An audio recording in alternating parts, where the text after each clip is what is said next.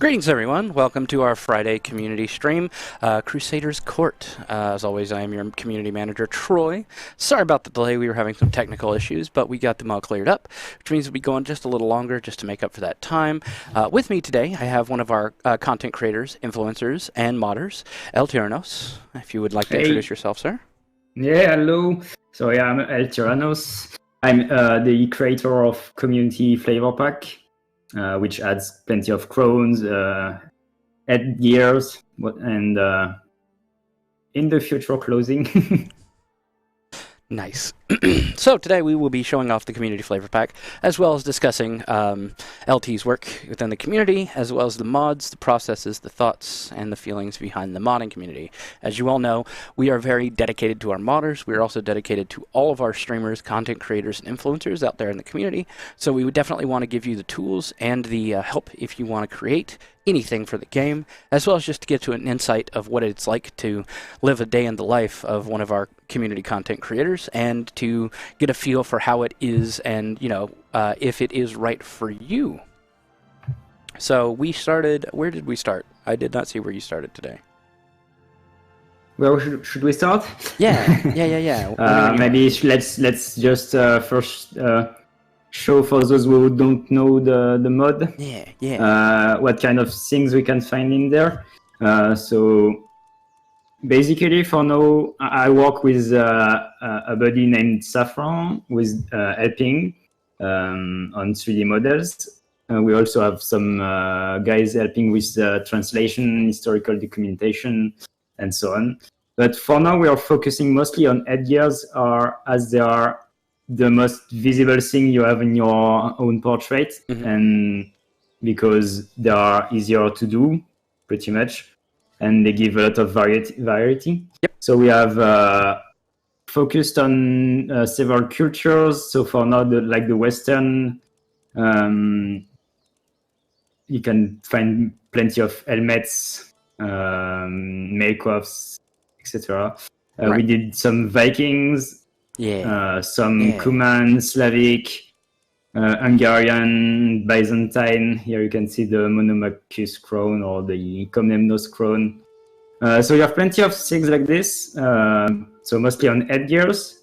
A very few clothes as well, but it's mostly where is it? Here the Gambezan armor, or the Norman Knight armor. So those are updates of the existing Northern armor. You can notice that it's the same model. Right. So the textures changed. And recently we released haircuts. Where is our... here, the Slavic Rus warrior haircut with earrings. Or birds like the famous French fork ear. Yep. So plenty of customization. Classic. It's fully AI compatible. So it gives the idea is really to give a lot of variety in the characters' clothing, headgears. You also have specific ear to the Vikings. They have long ships for the strategical map. So yeah, the idea is really to make a visual platform that any other mod can use and rely on to develop their own bookmarks, historical characters, right, etc. And that's easily changeable, like any time during the game, right? Yeah, and if you pick any guy here, you see they have directly they are directly using the gear, so gives a lot of options, and yeah, you can change your own character, and if you're using your other mod, you can even change the gears of the other characters in the game. So really a lot of options. Yeah, really get you immersed in that character and make you feel like you're in the story and telling it yourself. I love it. So what got you into modding originally? That's quite old, actually. I started doing level design on the first Call of Duty game, which was back then open to modding a little bit, which is not the case anymore. But yeah, I was doing level design, and I slipped over time to 3D. So I'm a self-taught. I did not follow any school. Very nice. Yeah, so that's for 15 years now, with some breaks, of course. But I moved progressively on Arma 3, the game by Bohemia Interactive. I'm slipped into 3D and bigger scale projects. And yeah, I was a player of Crusader Kings 2, which is one of my top games. Oh, we all love CK2, and we're so glad CK3 is out. Yeah. I don't know about you, but we're really glad CK3 is out now. Yeah, it's really more ergonomical. And it's a great platform. But yeah, as soon as I saw that it was 3D portraits and you could mod it, I was like, okay, that's something for me. Yeah, man. And I know it's been a weird road, especially if you started with like Call of Duty, and like the tools and the platforms that you use are definitely, ever evolving. What did you start on? And what are you using primarily for designing stuff here on CK3? As software, you mean? Yep. Yeah, I use Blender, which is a free 3D software. Here you can see the Viking shield, by the way. Oh, yes. I'm using Blender, and I sculpt with ZBrush. Pretty much the idea is to make a very high definition sculpt, like you would do with clay. And once you have the very big definition, you want to make it computable for your GPU, pretty much. Right. So you have to reduce the complexity. That's called baking. So you're going to bake. It's going to pretty much print the details. If we are looking here at the Sutton O helmet, which is Anglo-Saxon. Yep. That's the biggest size we can have vanilla. Shiny. But it has plenty of little sculpted details, which are actually not 3D, but just fake 3D, pretty much. And so this helps to optimize. So your GPU doesn't have to compute millions of points at the same time. And then you use Substance Painter, which is a French software which has been now bought by Adobe. But it's initially indie, and now it's pretty much a standard in game design industry to give all the PBR render materials. PBR is what gives the lighting, all the metalness and roughness on models, which is it's new. It has it's a few years old now, and it has it's the latest standard in game design industry. Right. And we know we were working on some glasses. Did you get those glasses in the game before this? No, they are not released yet. They are but yeah, I saw some glasses on your CK3 Twitter account, so yep, it felt like a good reference. I should be able to share it if I change to my own desktop. Or not, I don't know what's going on here. Yeah, if you want to. See if we can get Nurgle to get you pulled up a little bit bigger. Should be there. And then swap here to this. Yeah, there we go. So yeah, you can see here. I guess it's very small in Twitch, but yeah. Yeah. I'm trying to zoom in it. There we go. So yeah. So it's going to be available to AIs if they are administrators or wall of body trait, lifestyle trait. I like it. Based on their own skill with stewardship and intelligence. So they have to have one of the two traits and to be stewardship good enough or smart enough to have them. Otherwise, as your own character, you will be able to pick them up in the barbershop. Customize your own character. Yeah. Rad. I should go back to my webcam here. Got lost here. Okay. Excellent. I'm back. Welcome back. Perfect. And so, question: we are going to be working, constantly on newer things, newer inventions, things that we found, or things that we'd like to share with the community. What does that look like for you? If we do publish, historical things like that, like the glasses or like haircuts, crowns, clothing like that, is that something you'd be interested in doing in the future to put in the game? Well, the thing is always to, in historical documentation, to find you have to find a reference. You have to find a reference that is about a mainstream asset. Of course, you cannot reproduce everything that existed over 1,000 years period. So you have to pick things, and to pick it, you want to have something that is mainstream about the culture. So if you go over the Hungarian, I don't know if the Hungarians are here already, the Magyars, but if we go in West Francia, let's pause this. If we go in West Francia and look at the vassals, for example, so you have let's say stay there. You have to find things that are relevant for the culture and the geographical, and also the period of that time. Right. So if we go to the Cumans, they have specific nobility hats. Right. They have their own haircuts, their own helmets, and so on. So you have to pick something that is relevant of the culture and the period.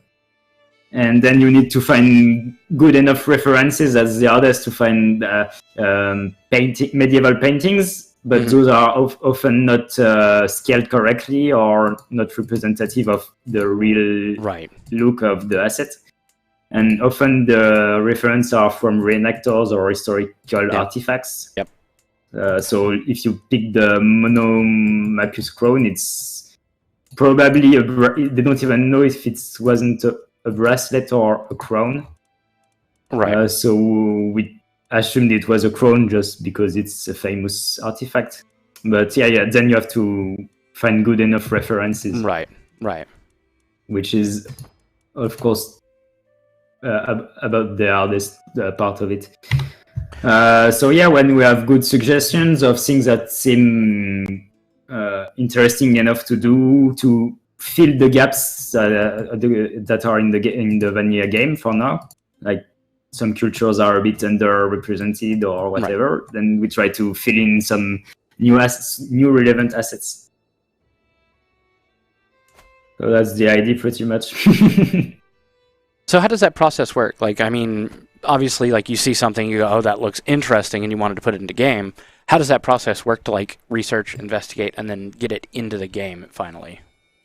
Yeah, you pretty much get the references. Like this very hat, it took me about a day to find good enough references. So it's Skiadion, it's Byzantine. And I knew it existed from the text, and I found two paintings about it, but I could not find any artifact because there's no surviving one. Right.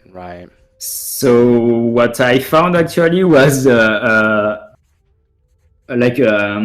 guys who are reenacting Byzantine religious things, chorals. I don't know if it's English. Yeah. So monks singing religious songs, and they all wore this Scandion hat. And that's the only source I found. So I was on YouTube listening at guys singing religious Orthodox singing. Furiously between videos. I print screened the some YouTube images to have it in my 3D software to be able to pick the various proportions of the hat. Nice. And so once I've done this is the usual 3D process I explained a few minutes ago. Right. And actually, the import is very streamlined. If anyone is into 3D already or has some basic knowledge about it, I released a tutorial that you can find on my Twitter account, which is linked in your post on Twitter. It is indeed. Twitter. Yeah. I don't know. Maybe one of my mods can grab that.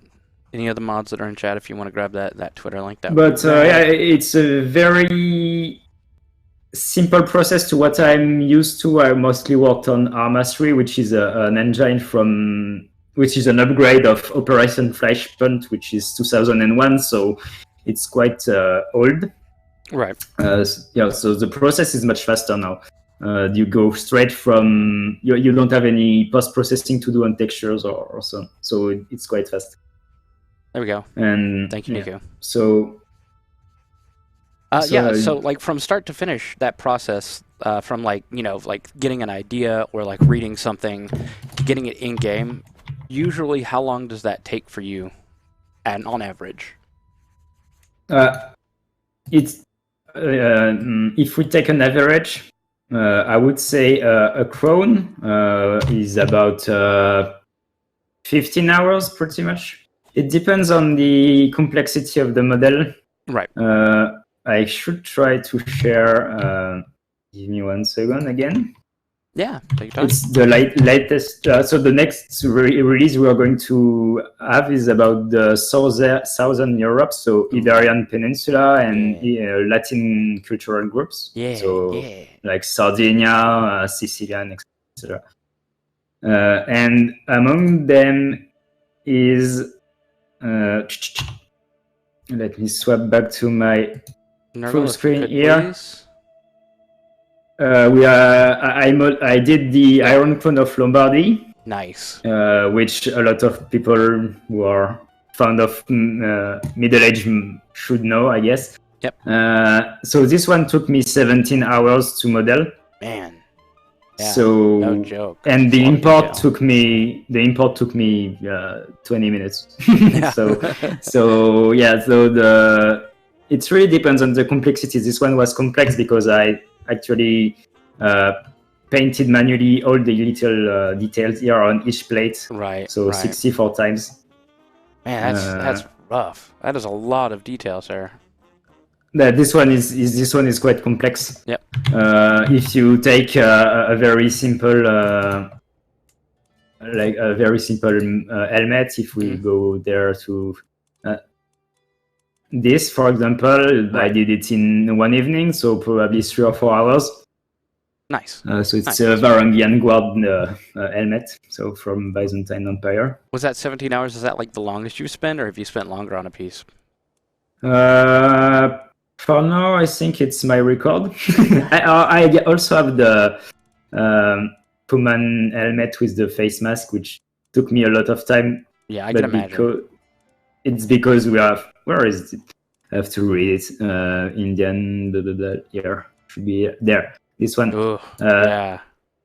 So this one took me long because mostly you have to sculpt the mask detail. The helmet is quite easy to do, but the mask you have to sculpt the mustache, the little hammer blows to it. And yeah, that's intense. Yeah, I can imagine that taking forever. Ooh. So what got you into modding in the first place? Was it like a personal passion, or was it like a need that you had to fulfill? It was like, I don't know. I like the game. I like to include more content. So I was initially in level design. So it was funny to have more maps to play in multiplayer. And you have also the social reward part of it. Yep. Like I was a teenager, so I was like, yeah, it's my job. Everyone is playing it. That's so fun. And it turns out that you kind of become competent at it, so you start to like it. It becomes like more like a passion, right? Which is not my job, by the way. But what's your job? But I'm a teacher. Yeah. I'm a teacher, and and I kept this like putting in more content. to play with myself and to make other people enjoy. Nice. And that's about it. We appreciate you. Definitely, all these content packs are something that we not only enjoy, but revel in and try and get out to the public as much as possible. And those of you that are watching at home, definitely check it out. This is the Community Flavor Pack by El Terranos. It's on the Steam Workshop, so if you want to check it out, it is available for download. And as you can tell by the conversation we're having today, updated quite frequently and kept up to date. Yep. So now that you're good at it, you're competent at it. You're releasing things that people like. You're enjoying the things that you're enjoying. Which drives you more, like your own passion for creating the content or the community's requests? Which do you prefer to do? That's a quite hard question. I like quite both because I have my own. Of course, it's like doing research at university for historians, or you have your own. You have the things that drive you, right? The culture that you prefer, or the place you come from, or whatever. And then you have the pleasing a maximum of people, of course, because as I said, you have this social reward part. So when you're working on, I don't know if you are working on the Byzantine Empire update, then all the guys waiting for more content to actually play a long-term game on Byzantine Empire, they are going to love it. So they are going to provide requests or suggestions. Right. I prefer suggestions actually than requests. But, so you kind of pick between what is easy to do, what is mainstream, what is going to please people, what is going to please you, what is going to be interesting to learn new skills, to put a nice picture on your own portfolio and things like this. Nice. Yeah. So like I said, we all love it. I know personally I like any of the more intricate headpieces. It's the ones I have the most use out of. But what was your favorite piece that you worked on so far? Honestly, the Iron Crown of Lombardy was something I was eager to work on. Of course, I cannot show it in game right now; it's not released. But I was like, when I first started my documentation when CK3 released, I was like, what am I going to start with? And I saw the Iron Crown of Lombardy. I was like, wow, I don't have the skill for this. Yeah. I have to do some jewelry first, because that's the first time I ever do jewelry. Yeah. Even medieval stuff at all. I was more focused on World War II for the last years. So with much more references. And I was like, okay, I need more training before I actually do it. And now I've done it. I'm quite happy with it. Nice. I also like the work we did on Byzantine Empire with Saffron, my co-worker, and because we were like going a bit competing together. Yeah. He was pushing stuff out. I was like, I have to produce more. This can't stand. I've got to see that I'm better. So what's next on the CK3 agenda? What are the next pieces that you're working on coming up? Southern Europe. So you can see all the Iberian Peninsula with the Reconquista, but focused on the Spanish side, and all Italy and Sicilia, Corsica, and Sardinia. So any hints on what we're gonna get next? Yeah, we have some. The idea is to be a bit each time to cover every field. So with commoner stuff, low nobility, high nobility, and kings. So we have planned the Iron Crown of Lombardy, of course. A Duke Circlet, the Doge. I don't know if it's Doji or Doge in English, of Venice. Yes. So the hat of the of the Venetian ruler. Right. We have the Sancho IV crown. This is more Iberian. We have the French is Cervelière. It's the proto-nasal helmet. It's just really a bowl that you have on your head. So that was extensively used in Spain. Because it was cheap. Yeah, and easier to produce, I guess. Exactly. Yeah. And what else do we have? Iberian hat and stuff. Yeah, like a bit of everything for every social rank. I like it. Yeah, and of course the glasses. No, yes, that we are not planned initially. We definitely have some other things coming up. So would you be interested if we did maybe like an astrolabe? Would you be interested in doing something like that? What? Sorry, an I didn't get it. I don't get the word. Sorry. The astrolabe is for navigating by the stars, sextant. Like yeah. Okay. Yeah. You would need the animation for this. Yeah. I've not looked at it yet. That would be funny for the theologians or. Nico is in the chat. He's plotting right now. He's got ideas. So watch out. He's gonna be one of your rivals here for ideas. Yeah. So I mean that's definitely been the future. We will have those medieval inventions coming up throughout the coming weeks and months. So definitely, if you're looking for inspirations, you can check those out. I'm also sure that if you ask, Nico would also give you a sneak peek into his documents on what he's planning for the future. So get a jump on it and then just release it at the same time and be like, oh, how did that happen? You're giving keys to the to the list to the people who are listening as well. Giving out tips and tricks. That's what we do here. We plot. That's the CK3 way, right? There's always plotting for more. But yeah, I'm like I said, the modding community is one of those often appreciated but very often overlooked segments of the community, and so I'm really glad that you're out there handling these things and making sure you've given the love and detail and attention that it needs, because like without content creators like you, we definitely wouldn't have half of the community that we have nowadays. And especially with CK3, with all these options on the future and what things we can and can't add to the game, it definitely opens up a whole new kind of realm of mindset of what do you want to see, what is feasible. Well, this guy can do this, that is possible.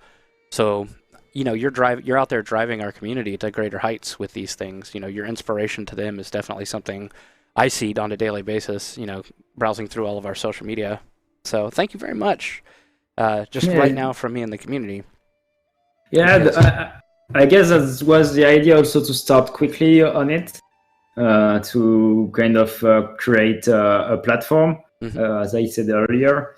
I think the biggest challenge we have between modders, and maybe including Paradox at some point, will be to try to figure out how to increase the compatibility factor we can have between mods.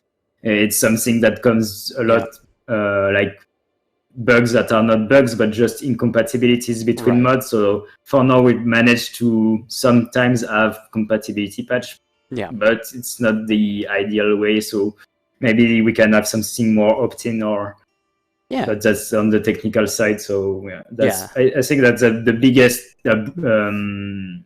challenge here for modders, is really to increase the interoperability of mods, which is not ideal at the moment. Even if there's a lot of efforts from everyone, not only me, but for all the small mods that are not top 10 in the workshop, are trying to keep up with the updates here and there of the major mods, and to try to keep the compatibility. So it has to be mentioned as well that plenty of small mods deserve attention, and there's plenty of things to discover in the workshop. Definitely. Yeah, and 3-4 months into the process here, we're definitely seeing that it's I wouldn't say it's overwhelming, because it's exactly how many we want to see, but is a very surprising amount of mods that are out there right now. Things that go from like the smallest minor things like color changes or graphics changes, all the way up to things like yours that do have the customizable barbershop for all the different kind of clothing and options. It's really interesting to me to see how like diverse and passionate that community is, because it's some of these things. I mean, you wouldn't even think about. You see some of these mods and it's like, okay, yeah, that makes my game a lot better, but never would I have thought of or dreamed of, for instance, spending 17 hours painting a crown. So it's really impressive. Yeah, I guess some people spend 17 hours coding stuff, and it's not as visible because it's backstage stuff. Right. So yeah. Yeah, I know it's one of the most overlooked parts of like any game is the fact that like we release a patch with patch notes, or you release a mod with up-to-date synced patch notes on it, and it's like you read all these things and it just seems like, gibberish, and you pour through all the things that you've done and it's like, there's so much here. Where did he find the time and energy to do all of this? Yeah, that's it. It's very, in my own personal history on Arma, it was really like, the changelog is so scarce. Yeah, but guys, we spent 2 months on it. It's only quality of life. It was awful to develop. Yeah. And you don't see it directly, but yeah, the game design is plenty of different jobs, and you need artists, but artists have nothing to show if there's no animators, if there's no coders to give the gameplay and so on. So we're all a team at the end of the day.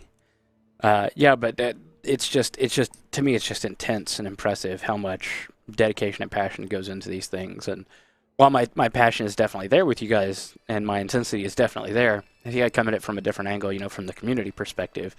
But like I said, seeing all these things that you guys are doing, and on a daily basis, just completely overhauling and changing how this game feels and looks, is just impressive to me. That's the goal. Yeah, exactly. Exactly, man. And I hope you keep up. I hope we continue to provide you the content that you want to see to mod. Moving forward with, we have patch notes. I don't know if you got a chance to look at the patch notes today. There were some patch notes. Yeah, I did read right before I opted in. Yeah, that'll be. It's not a very big hotfix, but I think it does definitely lend some really important updates and fixes on there. Sorry, was it a question? Oh no, I was just saying. I think. No, sorry, my bad. Yeah. No, I was just saying. I think the quality of life that we put into this newest hotfix are really good, and I think it's going to help in the future, definitely, for a lot of the things. Yeah, I've not played a lot. I actually spent more time modding the game than playing it, which is my Steam review about the game. But yeah, I played a bit 1.2. Yeah. I'm really eager to see how the platform is going to evolve, because it's I directly noticed it with, several people noticed it, but with a more technical approach, maybe. Yeah. A more technical reading. I directly saw how the code was and how infinite it can be expanded. Yeah. Yeah. I also love how this guy's shield is currently blocking the diplomacy window. That's beautiful. That's some attention to detail there. That's love. I love it.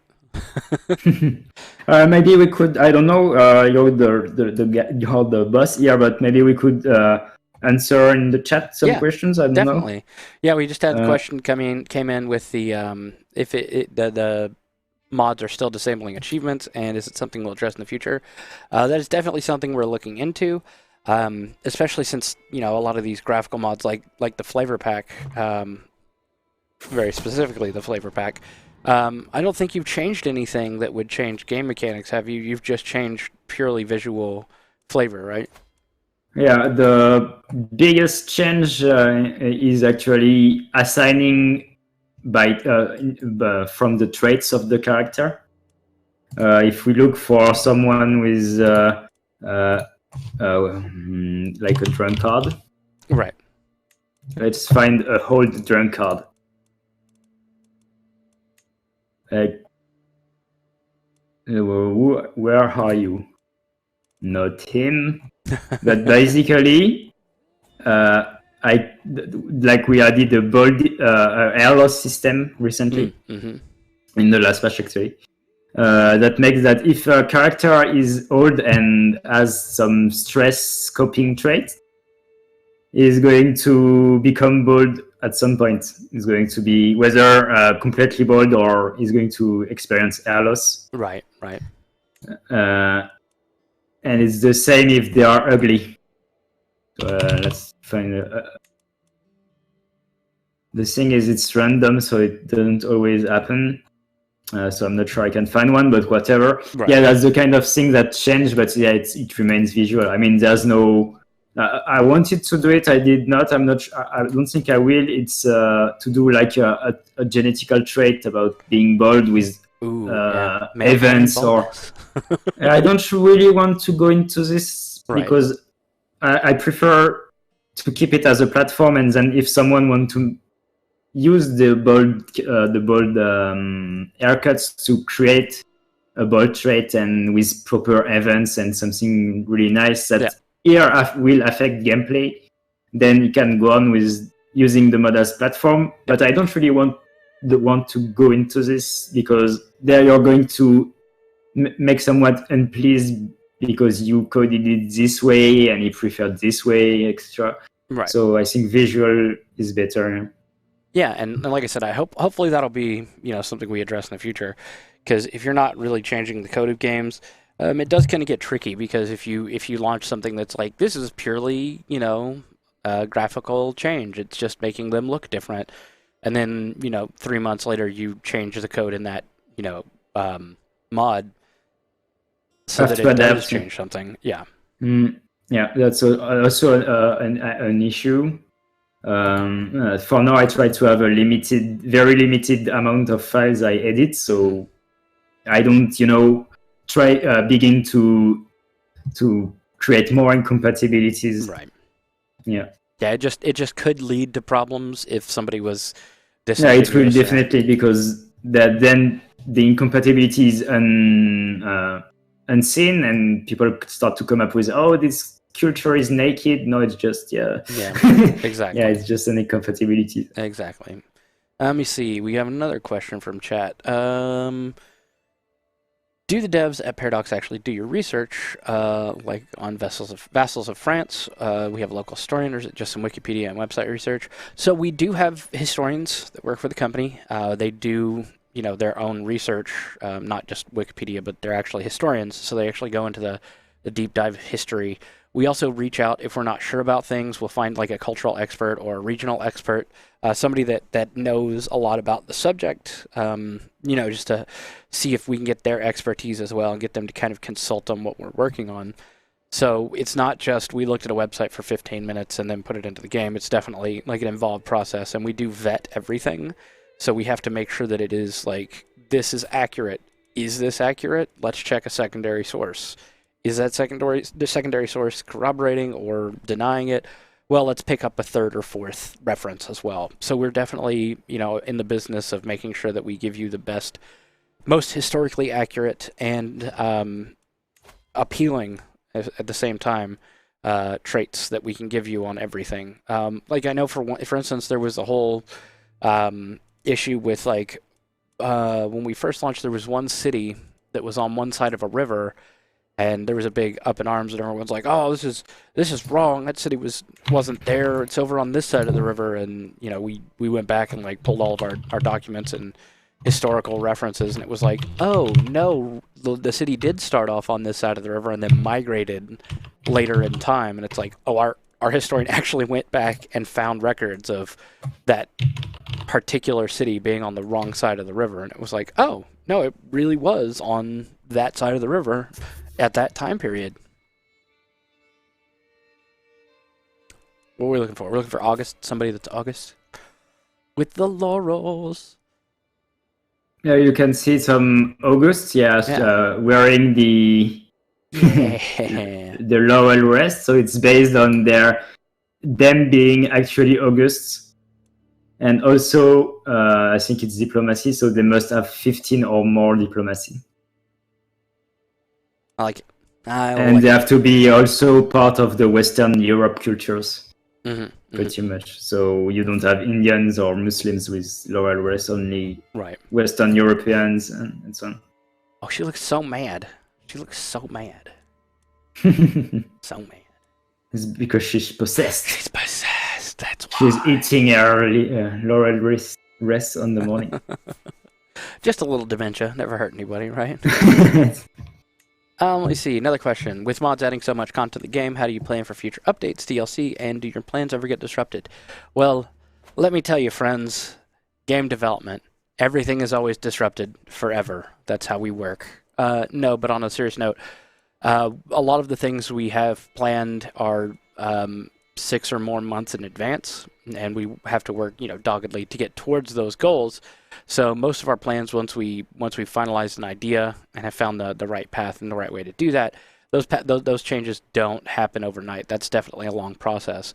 And while like minor changes do happen very, very, very, very frequently, large changes such as like canceling DLCs or removing things from DLCs or like an overhaul of what we're working on does not happen very often. Especially with like modders, we definitely want, if somebody has like a mod with a good idea and it's something we were going to work on for the future, like we're not going to pull it just because that modder had something going on. But we do if that's something close to what somebody that was modding in the past has. We will reach out to those people and be like, hey, this is really close to what we're doing, and if it's something we can use, would you mind if we used it? Or if it's something that's like really already polished and done, we may even be like, hey, this is so and so that did this, and we just incorporated it. And as far as like disrupting for DLC is always going to go through with what that theme is. Like every DLC has a theme, and that doesn't really change once it starts. Like I said, minor things, i.e. if we have, for instance, somebody designs 100 really cool crowns, and we're working on a crown pack, we'll definitely give a certain modder credit for it if that happens. So it's not something that we're just going to overrun or write off. Oh, yes. Poking around. What are we looking at now? Where are we at? We are in Britain. Welcome to Britain. So, LT, what else you got for us?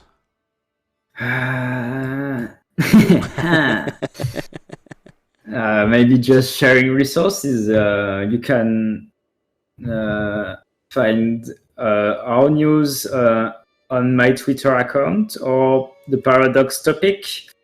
You can check our always evolving roadmap, because as you said, we are always changing our plans. Yeah. Yeah.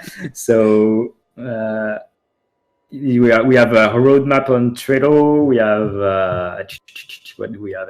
What else do we have?